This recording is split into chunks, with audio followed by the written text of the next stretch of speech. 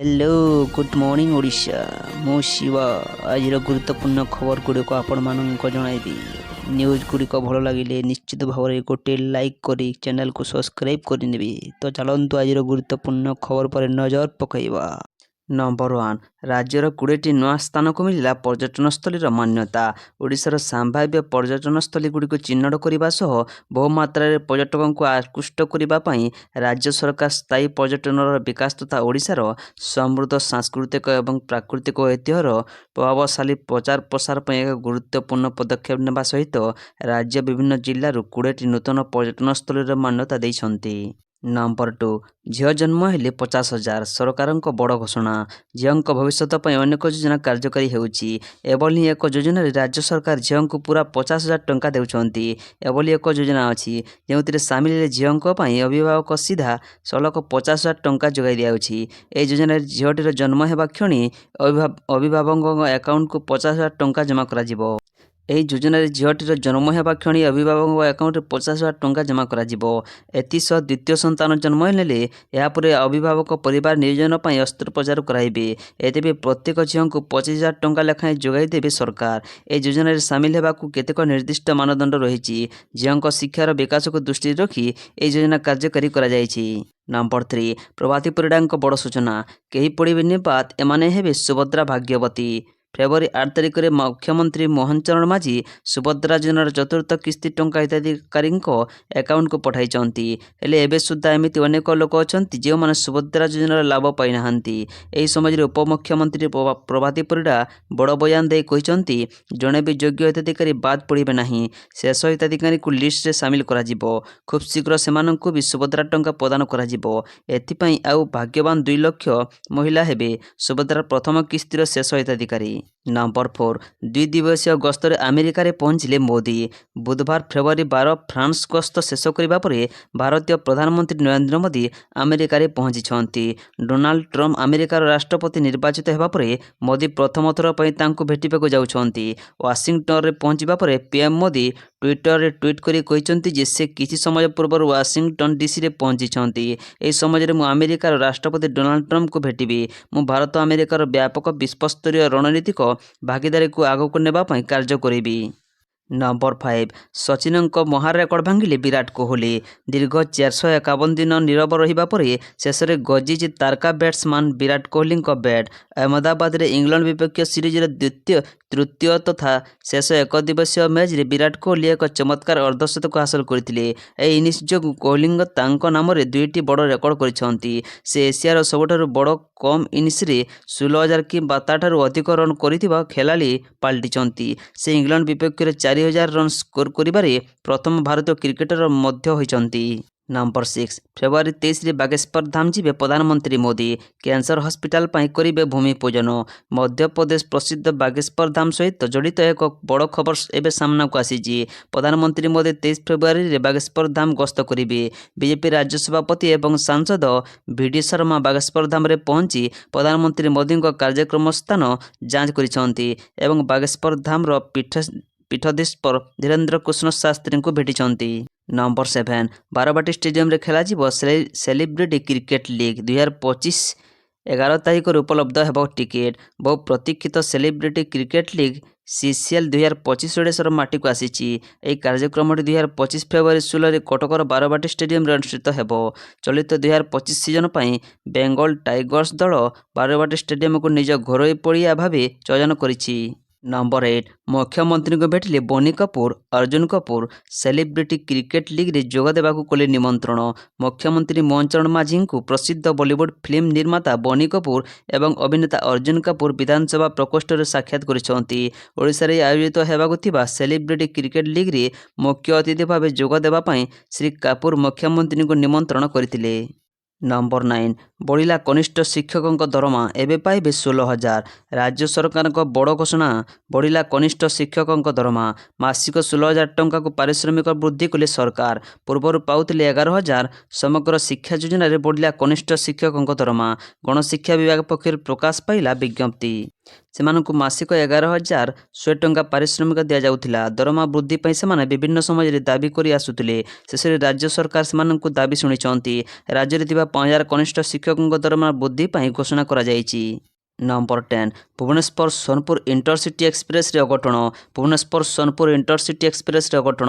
Mancheswar station ନିକଟରେ train AC ବଗିର ଚକ ବାଇଣ୍ଡିଂରୁ ଧୂଆଁ ବାହାରୁଥିବା ଦେଖି ଟ୍ରେନ୍ ଚାଳକ ଟ୍ରେନ୍କୁ ଅଟକାଇ ଦେଇଥିଲେ।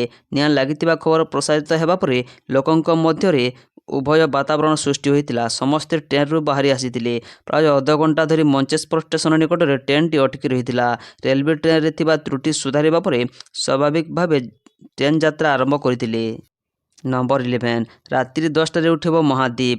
ରାତ୍ରି 10:30ରୁ 11ଟା ସାହାଣ ମେଲା ଦର୍ଶନ।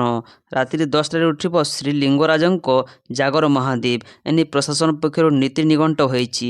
ଶ୍ରୀଲିଙ୍ଗରାଜଙ୍କ ମହାଶିବରାତ୍ରି ଆସନ୍ତା 24 ତାରିଖରେ ପାଳନ ହେବ। ଏହି ଉପଲକ୍ଷେ ମନ୍ଦିର ପ୍ରଶାସନ ପକ୍ଷରୁ ନୀତି ନିଘଣ୍ଟ ହୋଇଛି। ରାତ୍ରି 10ଟାରେ ମହାଦୀପ ଉଠିବ। ମହାଶିବରାତ୍ରି ପୂର୍ବ ରାତ୍ର 2:30ରେ ମନ୍ଦିର ଦ୍ୱାର ଖୋଲିବ। ଭୋଗ 3ଟାରୁ 3:30 ମଧ୍ୟରେ ମଙ୍ଗଳ ଆଳତି ଏବଂ ଅବକାଶ ନୀତି ସମ୍ପନ୍ନ ହେବ।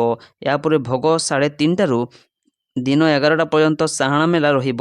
ଏହି ସମୟରେ ଶ୍ରଦ୍ଧାଳୁ ଶ୍ରୀଜୀଉଙ୍କ ନିକଟକୁ ଯାଇପାରିବେ। ସକାଳ 6:30ରେ ରୋଷ ହୋମ କରାଯିବ। 11ଟାରୁ 12ଟା ପର୍ଯ୍ୟନ୍ତ ଛାମୁ ପରିଷ୍କାର। 12ଟାରୁ 12:45 ମଧ୍ୟରେ ମହାସ୍ନାନ ବେଶ। 12:45ରୁ ସୂର୍ଯ୍ୟ ପୂଜା, ଦ୍ୱାର ପୂଜା, ଶ୍ରୀଜୀ ଓ ଠାକୁରାଣୀଙ୍କ ବଲ୍ଲଭ ଏବଂ ଶ୍ରୀଜୀଉଙ୍କ ସକାଳୁ ଧୂପ ଅନୁଷ୍ଠିତ ହେବ। ନମ୍ବର 12 କେଜରିୱାଲ ଏବେ ପଞ୍ଜାବ ମୁଖ୍ୟମନ୍ତ୍ରୀ। ଦିଲ୍ଲୀ ବିଧାନସଭା ନିର୍ବାଚନ ହାରିବା ପରେ ଆମ୍ ଆଦମୀ ପାର୍ଟି ଏବେ ପରାଜୟର କାରଣ ଖୋଜିବାରେ ଲାଗିଛି। ଦଳ ପକ୍ଷରୁ ଏବେ ଘନ ଘନ ବୈଠକ କରାଯାଉଛି ଏବଂ ପରାଜୟ ସମ୍ପର୍କରେ ମାନବ ସମର୍ଥନ କରାଯାଉଛି। ଏସବୁ ମଧ୍ୟରେ ପଞ୍ଜାବର ଏକ ବଡ଼ ସୂଚନା ସାମ୍ନାକୁ ଆସିଛି। ଅରବିନ୍ଦ କେଜରିୱାଲ ଏବେ କୁଆଡ଼େ ପଞ୍ଜାବ ମୁଖ୍ୟମନ୍ତ୍ରୀ ପଦ ସମ୍ଭାଳିବେ। ବର୍ତ୍ତମାନ ସମୟରେ ପଞ୍ଜାବର ମୁଖ୍ୟମନ୍ତ୍ରୀ ଥିବା ଭଗବନ୍ତ ସିଂ ମାନ କେଜରିୱାଲଙ୍କ ପାଇଁ ମୁଖ୍ୟମନ୍ତ୍ରୀ ପଦରୁ ଇସ୍ତଫା ଦେବେ। କେଜରିୱାଲ ଦିଲ୍ଲୀ ବିଧାନସଭା ନିର୍ବାଚନରେ ବ୍ୟକ୍ତିଗତ ଭାବେ ମଧ୍ୟ ପରାଜିତ ହୋଇଛନ୍ତି। ଅନ୍ୟପକ୍ଷେ ତାଙ୍କ ବିରୋଧରେ ଦିଲ୍ଲୀ ଅବକାରୀ ଦୁର୍ନୀତି ସହ ବ୍ୟାପକ ଅର୍ଥ ହେରଫେର ଜନିତ ମାମଲା ମଧ୍ୟ ରହିଛି। ନମ୍ବର 13 ଗ୍ରାହକଙ୍କ ପାଇଁ ଖୁସି ଖବର ସାମାନ୍ୟ କମିଲା ସୁନା ଦର। ବିବାହ ତିଥି ଆସିଯାଇଛି, ତେଣୁ ଗତ କିଛି ଦିନ ହେଲା ହୁତୁ ହୁତୁ ବୋହି ଚାଲିଛି ସୁନା ଦର। ଏହାକୁ ନେଇ ଚିନ୍ତାରେ ଗ୍ରାହକ। ଆଜି ସୁନା ଦରରେ ପରିବର୍ତ୍ତନ ଦେଖିବାକୁ ମିଳିଛି। ତେବେ ଗତକାଲିଠାରୁ ଆଜିର ଦର ସାମାନ୍ୟ କମ୍ ରହିଛି। ଗତକାଲି ରାଜଧାନୀ ଭୁବନେଶ୍ୱରରେ ଭରି 22 କ୍ୟାରେଟ୍ ସୁନା ଦର 80,100 ଟଙ୍କା ଥିବାବେଳେ ଆଜି ଏହା ହ୍ରାସ ପାଇ 79,400 ଟଙ୍କାରେ ପହଞ୍ଚିଛି। ଆଜି ଭାରତୀୟ ବଜାରରେ 24 କ୍ୟାରେଟ୍ ସୁନାର ମୂଲ୍ୟ 10 ଗ୍ରାମ ପିଛା 86,670 ଟଙ୍କା ହୋଇଛି। ଏହାସହ 22 କ୍ୟାରେଟ୍ ସୁନାର ମୂଲ୍ୟ 79,400 ଟଙ୍କା ଛୁଇଁଛି। ସେହିପରି ଆଜି ଭୁବନେଶ୍ୱରରେ 24 କ୍ୟାରେଟ୍ ସୁନାର ଦର 86,670 ଟଙ୍କା ରହିଥିବା ବେଳେ 22 କ୍ୟାରେଟ୍ ସୁନା ଦର 79,400 ଟଙ୍କା ହୋଇଛି। ନମ୍ବର 14 ତାତିରୁ ମିଳିବ ଆଶ୍ୱସ୍ତି, ରାଜ୍ୟରେ ତଳମୁହାଁ ହେବ ପାରଦ। ସୂଚନା ଦେଲା ପାଣିପାଗ ବିଭାଗ। ରାଜ୍ୟରେ ଏବେ ଅନେକ ସ୍ଥାନରେ ଗରମ ଅନୁଭୂତ ହେବାରେ ଲାଗିଛି। ଫେବୃଆରୀ ମାସରେ ବି ଗ୍ରୀଷ୍ମର ଅନୁଭୂତ ହେଉଛି, ଯାହାଫଳରେ ଏବେଠାରୁ ଜନଜୀବନ ଅସ୍ତବ୍ୟସ୍ତ ହୋଇପଡ଼ିଥିବା ବେଳେ ପାଣିପାଗ ବିଭାଗ ପକ୍ଷରୁ ଆଶ୍ୱସ୍ତି କଲା ବୋଲି ଏକ ଖବର ସାମ୍ନାକୁ ଆସିଛି। ଭୁବନେଶ୍ୱର ଆଞ୍ଚଳିକ ପାଣିପାଗ ବିଭାଗ ପକ୍ଷରୁ ସୂଚନା ଅନୁଯାୟୀ ଧୀରେ ଧୀରେ ଖସିବ ପାରଦ। ରାଜ୍ୟରେ 3ରୁ 4 ଦିନ ଭିତରେ ଧୀରେ ଧୀରେ ତାତି କମିବ, ସ୍ୱାଭାବିକ ହେବ ତାପମାତ୍ରା। ଆଗାମୀ 24 ଘଣ୍ଟା ଭିତରେ କୌଣସି ସ୍ଥାନରେ ଘନ କୁହୁଡ଼ି ରେକର୍ଡ କରାଯାଇ ନଥିବା ବେଳେ ଆଗାମୀ 2 ଦିନ ଭିତରେ ଉପକୂଳ ଓଡ଼ିଶାର କିଛି କିଛି ସ୍ଥାନରେ ହାଲୁକା କୁହୁଡ଼ି ଦେଖିବାକୁ ମିଳିବ। ନମ୍ବର 15 ସେଲିବ୍ରିଟି କ୍ରିକେଟ ଲିଗ୍ ବାରବାଟୀରେ ପ୍ରଦର୍ଶନୀ ମ୍ୟାଚ୍ ଖେଳିବ ଓଡ଼ିଆ ସିନେ ତାରକାଙ୍କ ଦଳ। ଓଡ଼ିଶା ମାଟିକୁ ଫେରିବେ ବହୁ ପ୍ରତୀକ୍ଷିତ ସେଲିବ୍ରିଟି କ୍ରିକେଟ ଲିଗ୍। ଫେବୃଆରୀ 16 ତାରିଖ ରବିବାର ଦିନ କଟକର ବାରବାଟୀ ଷ୍ଟାଡିୟମରେ ସିସିଏଲ୍ 2ଟି ମ୍ୟାଚ୍ ଅନୁଷ୍ଠିତ ହେବ। ମୁଖ୍ୟମନ୍ତ୍ରୀ ମୋହନ ମାଝୀଙ୍କ ଦ୍ୱାରା ବାରବାଟୀର ଏହି ସିସିଏଲ୍ ମ୍ୟାଚ୍ର ଉଦ୍ଘାଟନ ହେବ। ଏହି ଅବସରରେ ଉପମୁଖ୍ୟମନ୍ତ୍ରୀ କନକ ବର୍ଦ୍ଧନ ସିଂ ଦେଓ, ପ୍ରଭାତୀ ପରିଡ଼ା ଏବଂ କ୍ରୀଡ଼ା ଯୁବ ସେବା ମନ୍ତ୍ରୀ ସୂର୍ଯ୍ୟବଂଶୀ ସୁରଜ ଯୋଗ ଦେବାର କାର୍ଯ୍ୟକ୍ରମ ରହିଛି। ନମ୍ବର 16 ପାରାଦୀପରେ ହେବ ନୂଆ ବିମାନ ବନ୍ଦର, ଜମି ଚିହ୍ନଟ କରିବାକୁ ନିର୍ଦ୍ଦେଶ। ବନ୍ଦର ସହର ପାରାଦୀପରେ ଏକ ନୂଆ ବିମାନ ବନ୍ଦର ସ୍ଥାପନ କରିବାକୁ ରାଜ୍ୟ ସରକାର ଯୋଜନା କରିଛନ୍ତି। ସେଥିପାଇଁ ଜମି ଚିହ୍ନଟ କରିବା ଓ ଫିଜିବିଲିଟି ଷ୍ଟଡି କରିବାକୁ ନିର୍ଦ୍ଦେଶନାମା ଜାରି କରାଯାଇଛି। ଲୋକସେବା ଭବନରେ ମୁଖ୍ୟ ସଚିବ ମନୋଜ ଆହୁଜାଙ୍କ ଅଧ୍ୟକ୍ଷତାରେ ଅନୁଷ୍ଠିତ ତୃତୀୟ ଉଚ୍ଚ କ୍ଷମତା ସମ୍ପନ୍ନ କମିଟି ବୈଠକରେ ଏନେଇ ଆଲୋଚନା ହୋଇଛି। ନମ୍ବର 17 ଗିଲ୍ ଶତକରେ ଗୌରବ, ଘରୋଇ ପରିବେଶରେ ଆଉ ଏକ 3 ବିଜୟ। ଉପ ଅଧିନାୟକ ଶୁଭମ ଗିଲ୍ ରେକର୍ଡ ଭରା ଶତକ, 112 ରନ୍, 102 ବଲ୍, 14 ଆଉ 3 ଛକା ବଲରେ ଇଂଲଣ୍ଡ ବିପକ୍ଷ ତୃତୀୟ ଦିନିକିଆକୁ ଭାରତ 142 ରନ୍ ପ୍ରସ୍ତୁତ ବ୍ୟବଧାନରେ ଜିତି ନେଇଛି। ତା ସହିତ 3 ମ୍ୟାଚ୍ ବିଶିଷ୍ଟ ଶୃଙ୍ଖଳାର ସବୁ ମ୍ୟାଚ୍ ଜିତି ଘରୋଇ ପରିବେଶରେ ଆଉ ଏକ ଶୃଙ୍ଖଳା ମୂଳପୋଛ ବିଜୟ ହାସଲ କରିଛି। ନମ୍ବର 18 ଏଣିକି ଜୈବିକ ଚାଉଳରେ ଶ୍ରୀମନ୍ଦିର କୋଠଭୋଗ ମହାପ୍ରସାଦ ରସାୟନମୁକ୍ତ କରିବା ପାଇଁ ରାଜ୍ୟ ସରକାରଙ୍କ ପକ୍ଷରୁ ଉଦ୍ୟମ ଆରମ୍ଭ ହୋଇଛି। ପ୍ରାରମ୍ଭିକ ପର୍ଯ୍ୟାୟରେ ଶ୍ରୀମନ୍ଦିର କୋଠଭୋଗା ଜୈବିକ ଚାଉଳ ବ୍ୟବହାର କରାଯିବ। ଏହା ସହ ଶ୍ରୀଗୁଣ୍ଡିଚା ସମୟରେ ସମ୍ପୂର୍ଣ୍ଣ ଲାଗି ହେଉଥିବା ଭୋଗରେ ଜୈବିକ ଚାଉଳ ଓ ପନିପରିବା ବ୍ୟବହାର ହେବ। ଅମୃତ ଅନୁ ନାମରେ ସ୍ୱତନ୍ତ୍ର ପ୍ରକଳ୍ପ କାର୍ଯ୍ୟକାରୀ ହୋଇ ଜୈବିକ ଅଣ୍ଡରୁ ପ୍ରସ୍ତୁତ ମହାପ୍ରସାଦ ଆନନ୍ଦ ବଜାରରେ ଭକ୍ତଙ୍କ ପାଇଁ ଉପଲବ୍ଧ ହେବ। ନମ୍ବର 19 ବିରୋଧୀଙ୍କୁ ସାମ୍ନା କରିବାକୁ ବିଜେପିର ପ୍ରସ୍ତୁତ ସରକାରଙ୍କୁ ଅକଳରେ ପକାଇବା ପାଇଁ ଦୁଇ ବିରୋଧୀ ଦଳ ବିଜେଡି ଓ କଂଗ୍ରେସ ରଣନୀତି ପ୍ରସ୍ତୁତ କରିଛନ୍ତି। ବିରୋଧୀଙ୍କୁ ସାମ୍ନା କରିବାକୁ ସରକାରୀ ଦଳ ବିଜେପି ବି ପ୍ରସ୍ତୁତି କରିଛି। ଆଜି ଅପରାହ୍ନରେ ମୁଖ୍ୟମନ୍ତ୍ରୀ ମୋହନ ଚରଣ ମାଝୀଙ୍କ ଅଧ୍ୟକ୍ଷତାରେ ବିଧାନସଭା ପରିସରରେ ବିଜେପି ବିଧାୟକ ଦଳ ବୈଠକ ଅନୁଷ୍ଠିତ ହୋଇଥିଲା। ନମ୍ବର 20 ଅଯୋଧ୍ୟା ରାମ ମନ୍ଦିର ମୁଖ୍ୟ ପୁରୋହିତଙ୍କ ପରଲୋକ ଅଯୋଧ୍ୟା ରାମ ମନ୍ଦିର ମୁଖ୍ୟ ପୁରୋହିତ ଆଚାର୍ଯ୍ୟ ମହନ୍ତ ସତ୍ୟେନ୍ଦ୍ର ଦାସଙ୍କର ଆଜି 85 ବର୍ଷ ବୟସରେ ପରଲୋକ ଘଟିଛି। ମହନ୍ତ ସତ୍ୟେନ୍ଦ୍ର ଦାସଙ୍କର ବ୍ରେନ୍ ଷ୍ଟ୍ରୋକ୍ ହେବା ପରେ ତାଙ୍କୁ ଗତ ରବିବାର SCPGI Sanjay Gandhi post graduate institute of medical ସାଇନ୍ସେସର ନ୍ୟୁରୋଲୋଜି ICUରେ ଭର୍ତ୍ତି କରାଯାଇଥିଲା।